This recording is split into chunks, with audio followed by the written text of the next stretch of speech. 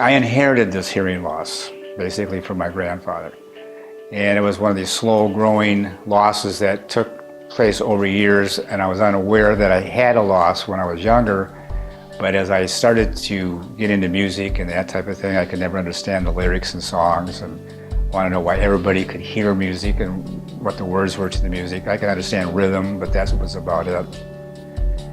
And as I got into sales into my late 20s and early 30s, then I had problems communicating on the telephone, where I had to be in large rooms or vacant buildings, and where you have the echo and have all that going on. So it was a struggle just to listen to your client unless you're right next to them. And at that time, I was told that I should have my hearing checked because I would lose jobs, I would lose deals, I would say something totally opposite of what they were asking me to discover. So I tried my first pair of hearing aids when I was 32.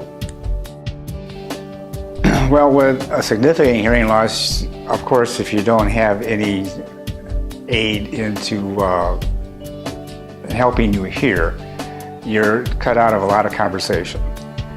There's certain things that I would not do anymore. I would not go swimming because I'd have to take my hearing aids out.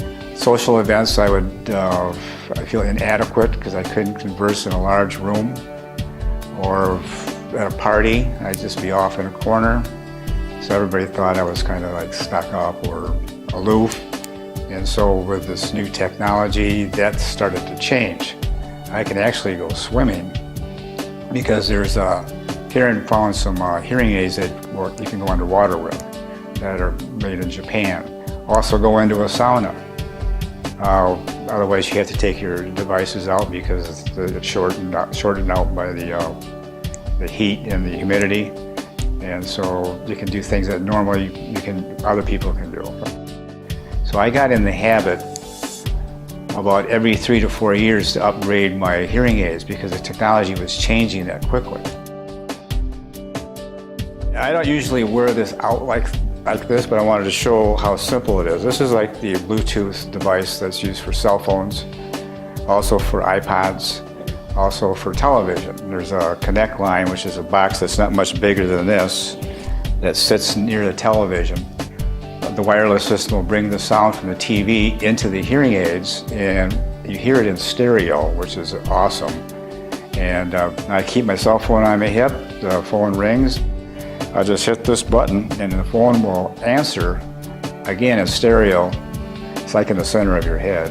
Another thing is called a companion mic, which is this little device here.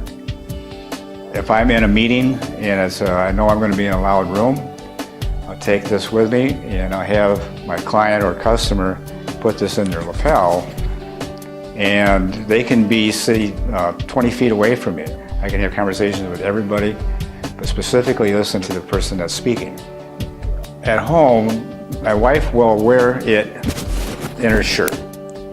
And I'll be cooking or doing something like that, and she could be in the study, and we can communicate back and forth. Riding in a car, we get many times with hearing aids, you get a lot of road noise, vibration of the car, and this eliminates all that because the conversation is so clear.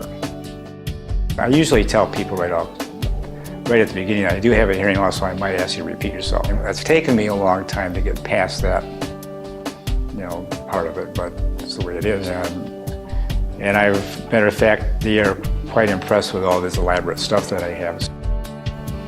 Well, one thing I will say about Karen, who has, like I said, I've been working with for 20 years, is that she'll check your lifestyle out. She'll adjust what you need to your lifestyle. My name is Mike Nagelkirk, and I'm a client with Doorne Hearing Care and have been for the past 20 years.